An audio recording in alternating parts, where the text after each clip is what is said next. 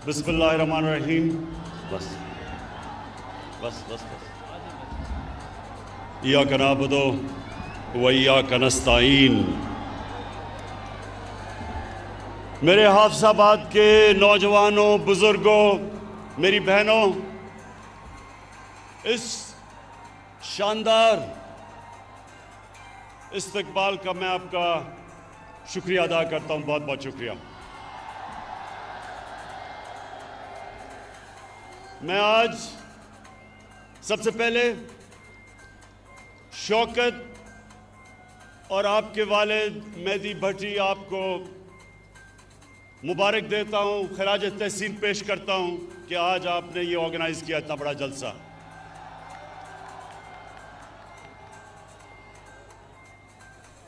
आज हमने हाफिजाबाद यूनिवर्सिटी और 400 बेड का डिस्ट्रिक्ट हॉस्पिटल बनाने का फैसला किया।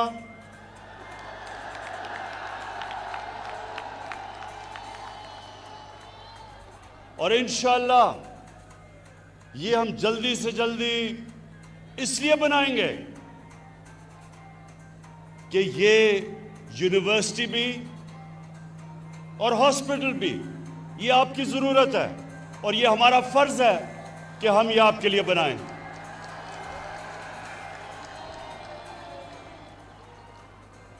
उससे ज़्यादा हाफिजाबाद, उससे ज़्यादा मुझे इस चीज़ की खुशी है कि पंजाब गवर्नमेंट ने फैसला किया कि 2020 तक, इस साल तक 50% पंजाब को हेल्थ कार्ड, हेल्थ इंश्योरेंस दी जाएगी और अगले साल 2021 में सारे पंजाब के लोगों को हेल्थ इंश्योरेंस, हेल्थ इंसाफ कार्ड मिलेगा। अब मैं आपको समझाना चाहता हूं कि हेल्थ कार्ड है क्या। ये मेरी बहनें आप खास तौर पे सुने। एक घर में सफेद पोश घर, तनख्वाहदार लोगों का घर, मजदूर का घर, अगर बीमारी होती है वालिदैन को, बच्चों को, तो ये जो हेल्थ कार्ड है ये एक खानदान में 10 लाख रुपए तक कहीं भी इलाज करवा सकेंगे। सरकारी अस्पतालों में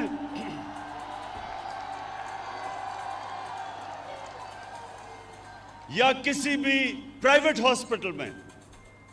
ये पहली दफा पाकिस्तान की 73 साला तारीख में एक आम आदमी को एतमाद होगा कि अगर घर में बीमारी होती और पैसे नहीं, हमारे पास हेल्थ इंश्योरेंस होगी। मैं आपको ये बता चलूं हाफिजाबाद के लोगों कि दुनिया में अमीर तरीन मुल्कों में भी इस तरह की हेल्थ इंश्योरेंस नहीं होती जो आज पाकिस्तान में हमने फैसला किया कि केपी और पंजाब में हम लेके आए।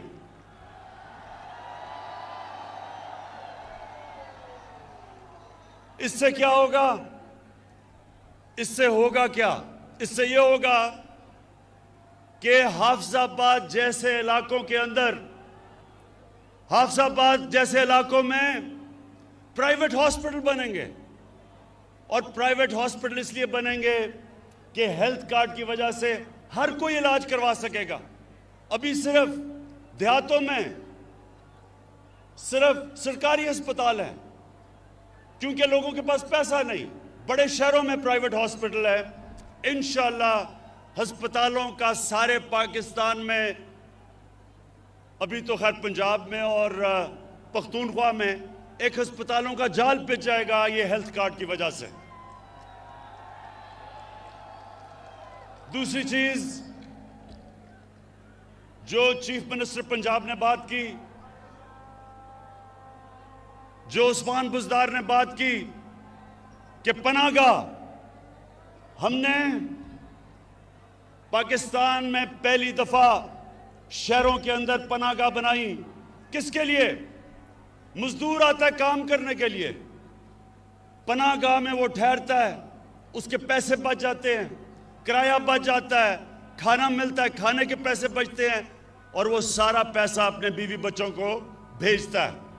ये पहली दफा पाकिस्तान के अंदर पनाहगाह बनी है और मुझे खुशी ये है कि ये हमारा जो सफर है पाकिस्तान को फलाई रियासत बनाने का, वो शुरू हो चुका है। हम इंशाअल्लाह जो अगला काम करने जा रहे हैं, जो नया पाकिस्तान हाउसिंग का मतलब क्या कि आज तक अगर आपके पास पैसा है तो आप घर बना सकते हैं, अगर पैसा नहीं है तो किराए के घर में ठहरना पड़ता था। अब नए पाकिस्तान हाउसिंग का जो हमारा स्कीम है, और 2 साल हमें लगे, एक अदालतों में केस था फोरक्लोजर लॉ का, वो जीतने में। अब ये होगा कि बैंकों से 5% सूद के ऊपर हम पैसे लेंगे और वो एक 5 मरले के घर कोई भी बना सकता है 5% सूद पे, और लंबी किस्तें, यानी कि जो आप किराए के ऊपर जो आप किराया देते हैं वो आप किस्तें देंगे और घर आपका अपना हो जाएगा, अपने घर पे छत हो जाएगी। ये 73 साल तारीख में इंशाल्लाह पहली दफा, बड़े लोगों ने रोटी कपड़ा और मकान की बात की, ये पहली दफा इंशाल्लाह लोगों को मकान मिलेगा। उसके बाद नौजवानों, एक तालीम का निसाब, ये भी 73 साल में पहली दफा हमारी हुकूमत कर रही है कि सारे पाकिस्तान में एक निसाब हो। ये ना हो कि उर्दू मीडियम, इंग्लिश मीडियम, दीनी मदरसे, एक निसाब हो ताकि गरीब घरों से भी बच्चे ऊपर आ सकें, डॉक्टर बन सकें, इंजीनियर बन सकें। जब 2013 में तहरीक इंसाफ की हुकूमत आई पख्तूनख्वा में, तो 3 साल तक हम सुनते रहे कि जी किधर है नया पख्तूनख्वा। 3 साल हमें सुनना पड़ा कि किधर है नया पख्तूनख्वा।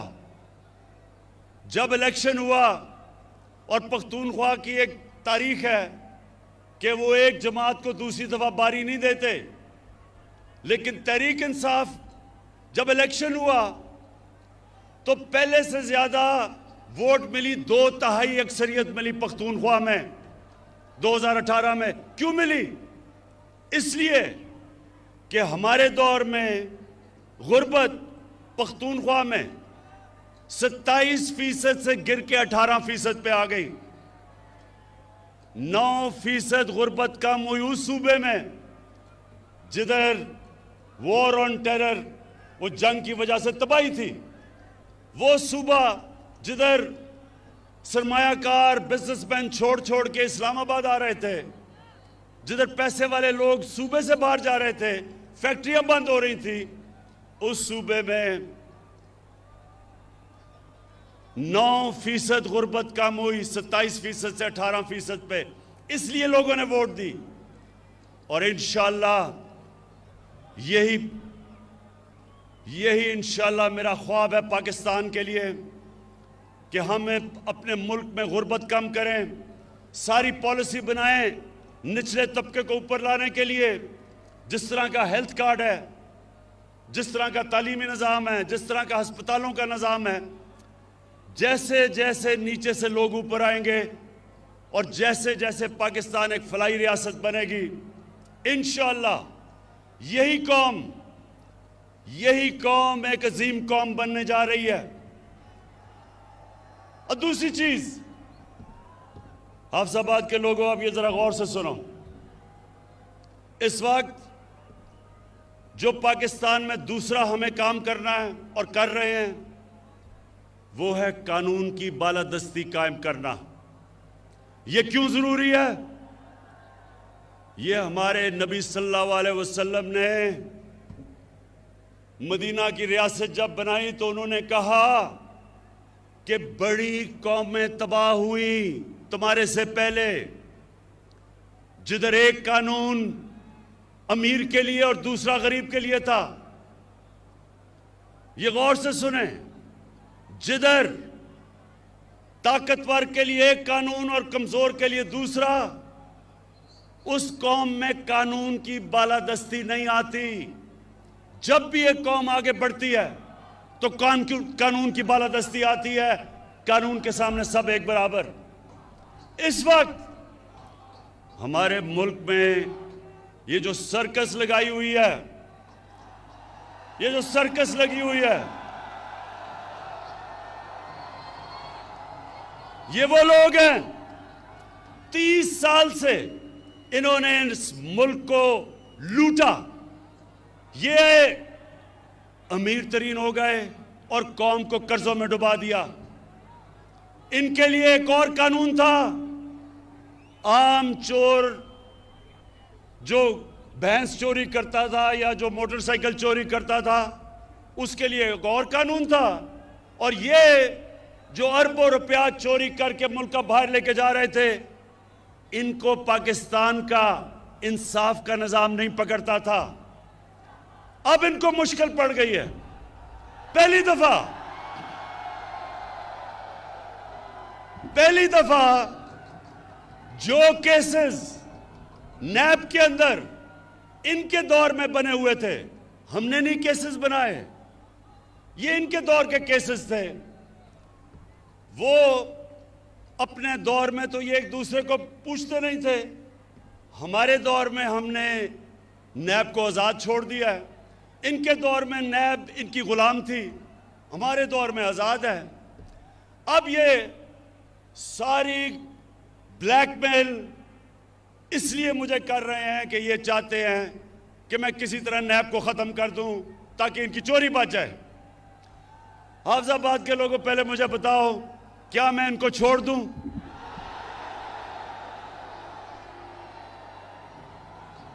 कहीं आपको इनके ऊपर तरस तो नहीं आ रहा? वो जब नवाज शरीफ की शक्ल आपने देखी कि जी बीमार हो गया, वो पता नहीं जिंदा भी रहेगा या नहीं। बड़े लोगों ने मुझे कहा, इमरान खान ये तुम क्या कर रहे हो, बेचारा मर ही ना जाए, पता नहीं जहाज पे भी चढ़ेगा या नहीं। हमारी कैबिनेट में भी एक दो ख्वातीन, उनके भी आंखों में आंसू आ गए इसकी शक्ल देख के।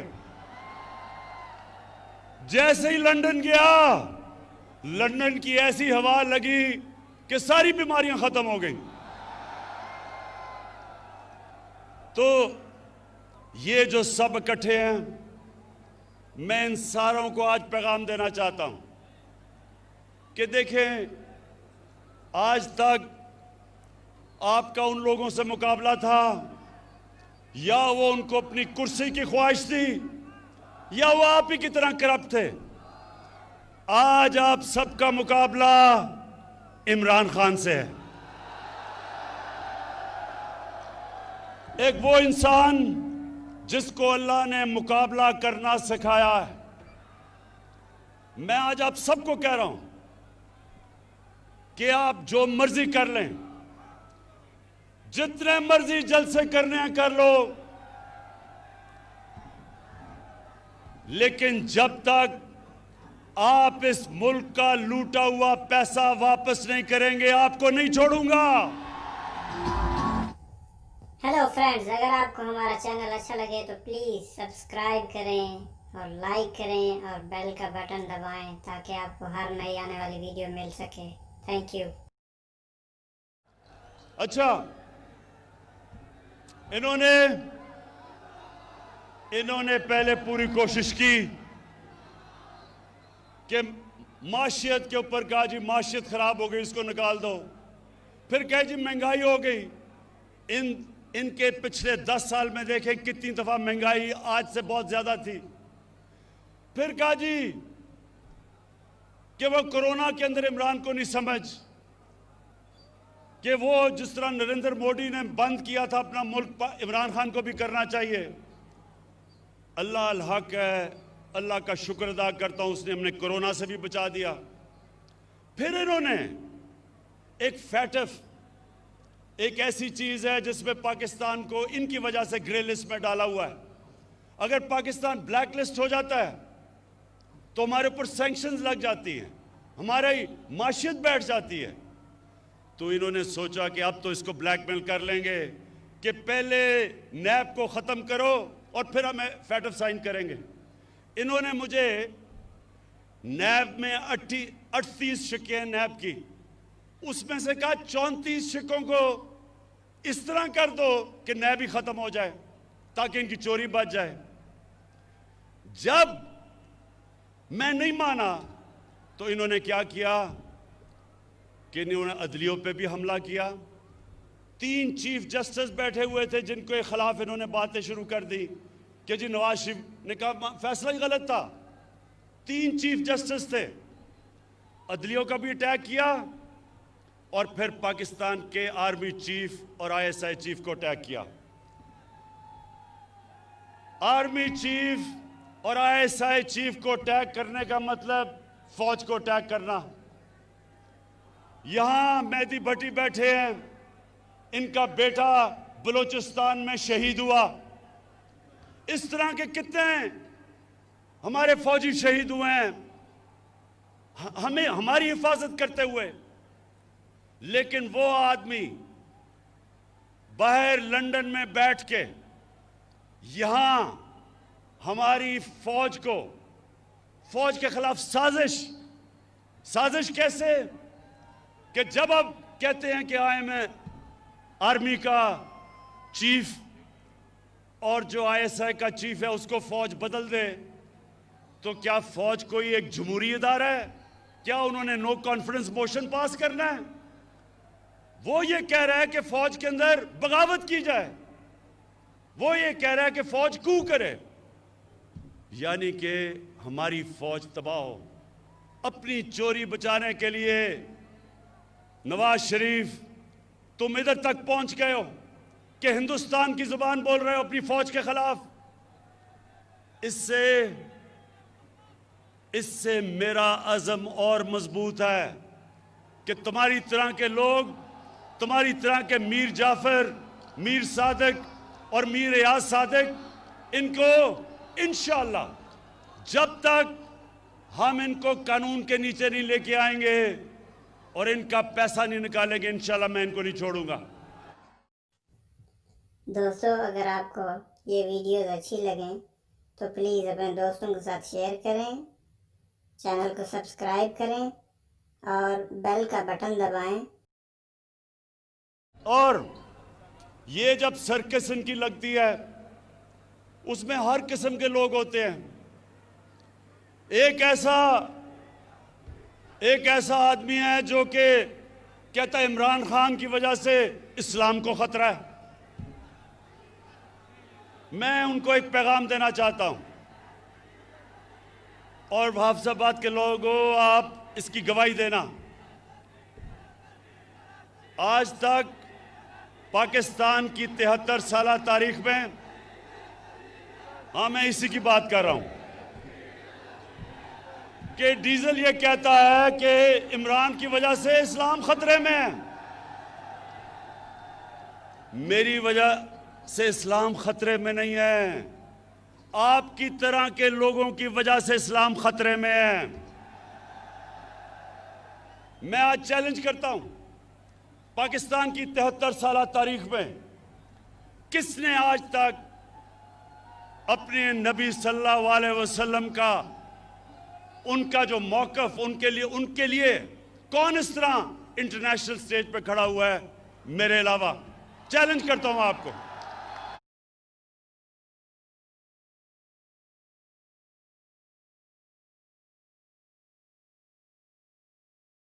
आपको बता दूं, ये किसी वोट के लिए मैंने नहीं किया, ये मेरा ईमान का हिस्सा है। हमारे नबी सल्लल्लाहु अलैहि वसल्लम हमारे दिलों में बसते हैं। आखिर में ये सारे जो सर्कस लगाई हुई है, ये कहते हैं कि इलेक्शन में धांधली हुई, ये सारे कहते हैं कि इलेक्शन में धांधली हुई। मैं इनसे सबसे पहले सवाल पूछता हूं कि अगर इलेक्शन में धांधली हुई तो मैंने तो आपको कहा था कि जिधर भी धांधली हुई हम तैयार हैं इलेक्शन खोलने के लिए। क्यों नहीं आ पाए? मैं आपको बताता हूं क्यों नहीं आए। 2013 में 137 पिटिशंस थी जिन्होंने कहा कि इलेक्शन में धांधली हुई नेशनल असेंबली में। 2018 में 137 की बजाय 90 थी, 50% कम पिटिशन थी। और नून लीग की सिर्फ 11 पिटिशंस थी पंजाब के अंदर और तहरीक इंसाफ की 14 थी। तो सवाल ये मैं पूछता हूं कि अगर धांधली हुई थी तो किधर हैं आपकी पिटिशंस? क्यों नहीं आपने कहा कि धांधली हुई? इलेक्शन कमिश्नर आपका, केयर टेकर आपकी, आपने सिलेक्ट किया था केयर टेकर इलेक्शन कमीशन, तो धांधली किसने की फिर? और जब मैंने आपको कहा था हम खोलने के लिए तैयार हैं, क्यों नहीं खोला? नौजवानों, एक मेरी बात सुन लें। जब मैं क्रिकेट खेलता था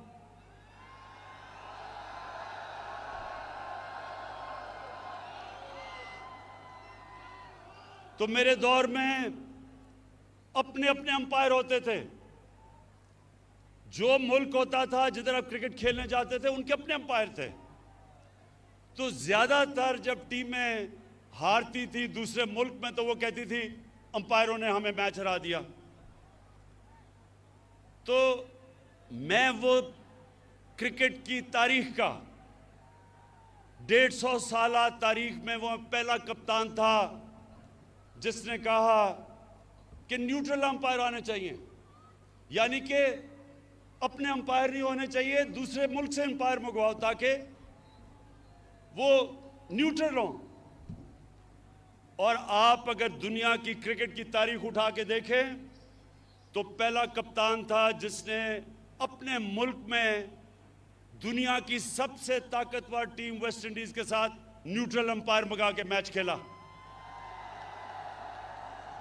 और फिर दूसरी टीम जो मंगवाई न्यूट्रल अंपायर से, हिंदुस्तान से जब हमारा मैच होता था ना पाकिस्तान उधर जीतता था क्योंकि जब टीम हारने लगती थी उनके अंपायर आ जाते थे, ना हिंदुस्तान यहां जीतता था और कई दफा हमारे अंपायर भी हमारी मदद करते थे।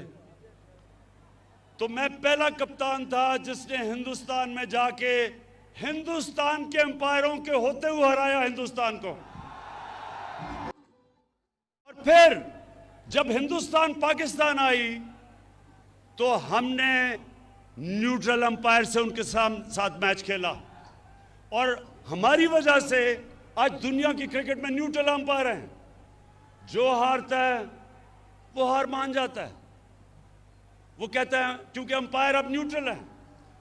आज मैं आपके सामने वादा करता हूं अपनी कौम से, ये मेरी हुकूमत है जो पहली दफा पाकिस्तान में एक ऐसे इलेक्शन करवाएगी कि जो हारेगा वो भी मानेगा कि इलेक्शन साफ और शफाफ हुआ है।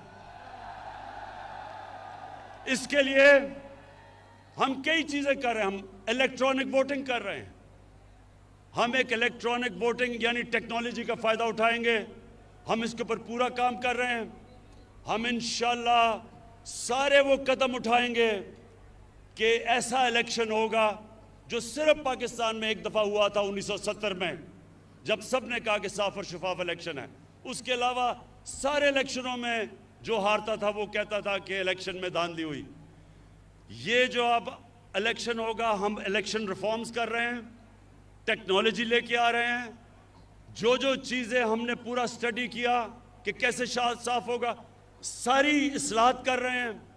और इंशाअल्लाह जिस तरह क्रिकेट की दुनिया में मैं पहला कप्तान था जो न्यूट्रल अंपायर लेके आया, आज इंशाअल्लाह पाकिस्तान भी याद रखेगा कि वो हुकूमत आई जिसने पहली दफा पावर में होते हुए साफ और साफ इलेक्शन करवा के भरपूर तरीके से इलेक्शन जीता।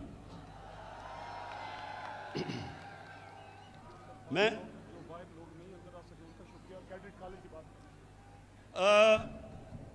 शौकत ने मुझे कहा है कि अभी लोग बहुत बाहर खड़े हैं जो अंदर नहीं आ सके, उनको भी मैं उनका शुक्रिया अदा करता हूँ, खुशामदीद कहता हूँ उनको। और मैं आखिर में ये फिर कहता हूँ कि हमने सारे जो इलाके हमारे पीछे रह गए थे और हाफिजाबाद भी पीछे रह गया था, हम आपके लिए पूरा काम करेंगे। आपके लिए यूनिवर्सिटी, आपके लिए DHQ बड़ा 400 बेड का हॉस्पिटल, और इंशाल्लाह ये जो कैडेट कॉलेज चाह रहे हैं, इंशाल्लाह एक कैडेट कॉलेज के ऊपर भी हम काम शुरू करेंगे। बहुत बहुत शुक्रिया।